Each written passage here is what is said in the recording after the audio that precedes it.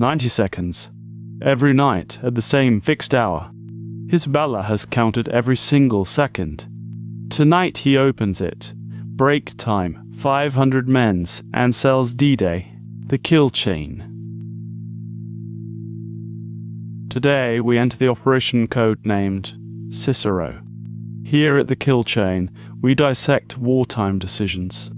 Ankara stayed neutral. Spies from every nation walked its streets. Months later, a secretary would open the wrong bag. The ambassador brought secret dispatches home most every night. His valet, hired that July, passed no background check. Bazna had been a driver, a locksmith, an opera singer. One employer fired him once for reading his mail. Moyzisch had quietly flagged the ambassador's habit before. Bazna pressed wax into the dispatch box's lock. He bought a German camera and rehearsed his timing. October 26th, 1943. He walked into the German embassy. Ludwig Moyzisch, an SD officer, took the meeting. Ambassador von Papen verified it and named him Cicero. In our judgment, this was the war's richest source. The documents reference Cairo, Tehran, and Moscow alike. You are von Papen. Do you trust this gift? Subscribe. We dissect one operation at a time. Rival German agencies fought over who controlled Cicero. Moyzisch's memoir claims instant trust. The record disagrees. Half his payment wasn't real money, not yet known. He sold raw negatives, deliberately, never finished prints. The intelligence looked too perfect, and that worried Berlin. Britain's own deception operations fed that exact paranoia. The real investigation, we realized, hadn't even begun. Every commander involved assumed someone else held the answer. The question was no longer if this was true. A neutral capital watched closely by both warring empires. Bazna's ritual was now routine: piano, then bath, then safe. Hallway to desk, 20 pages photographed within 2 minutes. Moyzisch reviewed each new batch, still faintly incredulous. The war diary records nothing. Bazna left no trace. Embassy staff noticed nothing, night after night after night. Abwehr officers demanded why the SD held this source alone. Moyzisch's own secretary handled the paperwork, unaware of its weight. New documents reference Cairo's Allied troop dispositions directly. In our assessment, Overlord secrecy was already compromised. Von Papen locked each document in his own safe overnight. Bazna refused lower offers. Sterling only, no negotiation. Half that sterling was already counterfeit, though no one knew. The pipeline now ran weekly, precise as clockwork. Picture Ribbentrop's desk, stacked with proof. Would you act? Months ahead, a courier bag waited to be opened wrong. Now the documents brushed against Operation Overlord itself. Reports climbed the ministry chain toward Hitler's own desk. Doubt hardened instead of confidence, despite the mounting proof. Full sourcing lives in the description. Subscribe for what's next. Moyzisch's station in Ankara noticed the ambassador's odd gaps.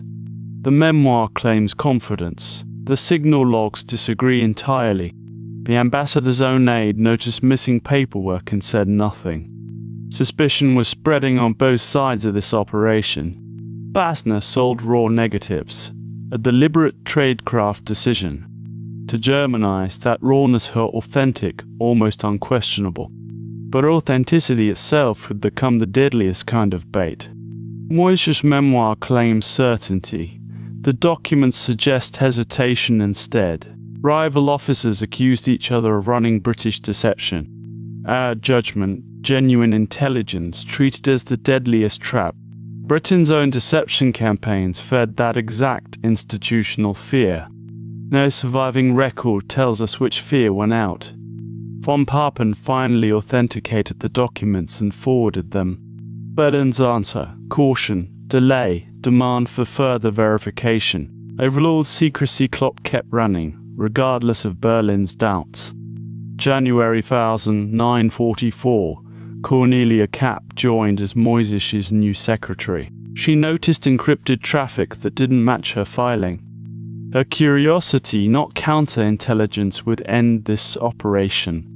Bazna, unaware, kept his ritual, confident and unhurried. Everything inside that embassy was about to change. Cornelia Kapp's unease was growing at her desk. March 1944. She opens a bag not meant for her. Inside, cipher traffic tied to the valet's photographs. She confronts Moyzisch directly about the material's true source. Perspective shifts back to Bazna, still unaware and unhurried. The bath time ritual was already numbered in its final nights. Moyzisch panicked. His own secretary now held his secret. Kapp was already reporting covertly, hoping for safe passage. This exposure came from inside Berlin, not outside it. Her post-war testimony remains our clearest record of this. Fear spread through the mission. Who else suspected the truth? Bazna sensed nothing, still timing the ambassador's evening piano. Rival agencies scrambled to protect themselves, not their source. British counterintelligence still hadn't located the leak's true origin. The walls were closing in from a direction nobody watched. Kapp's fear deepened with every encrypted cable she read. She feared arrest now more than she feared the war.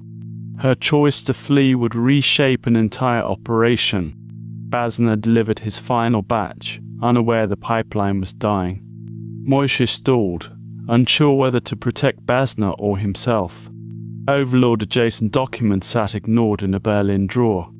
Decades on, this paralysis is still studied by analysts. British counterintelligence sensed the leak it couldn't localize. Deception around Pas-de-Calais protected Overlord either way. Genuine truth, delivered in a form that forced no action. Kapp decided to run, fearing exposure above everything else.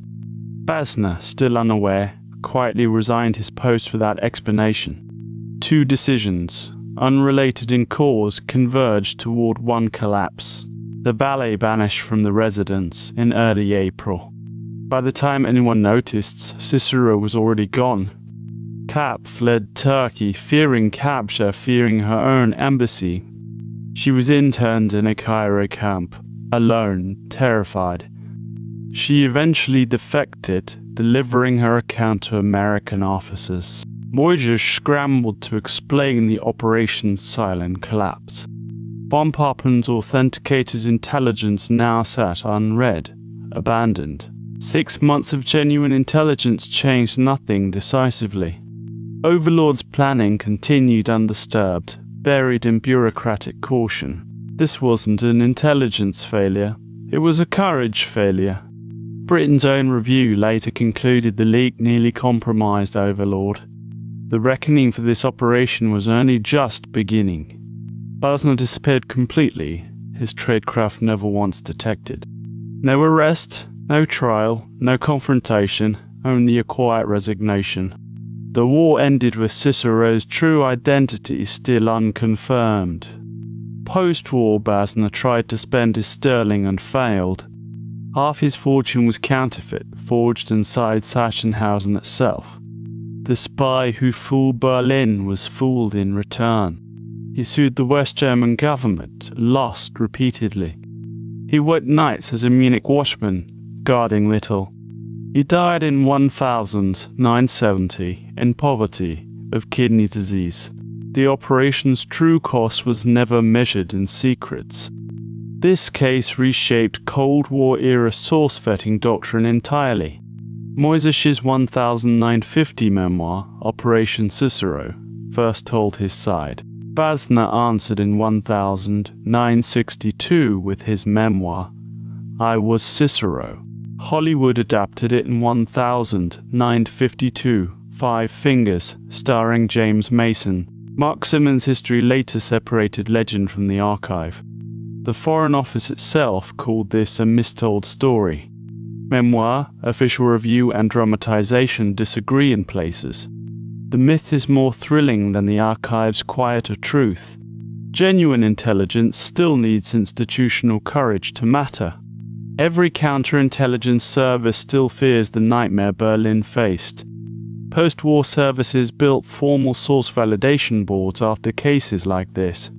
Or remains uncertain, ideology or simple greed drove Bazna. Greed is documented. Ideology, we admit, is not. Cap's fear ended one operation and began another chapter.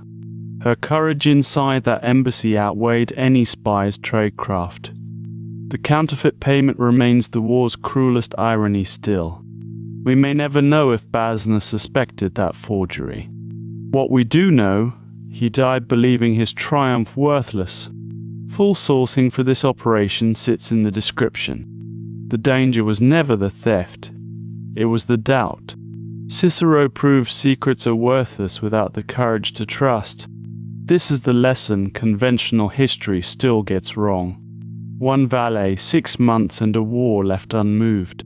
Modern intelligence courses still teach this exact case. What we dissect here, textbooks summarize in one paragraph. One question about this case remains unanswered. What would you have done in von Papen's chair? One secretary's hesitation mattered more than any general's plan. Subscribe to the Kill Chain. We dissect the next case. Next episode, an operation where trust broke the opposite way.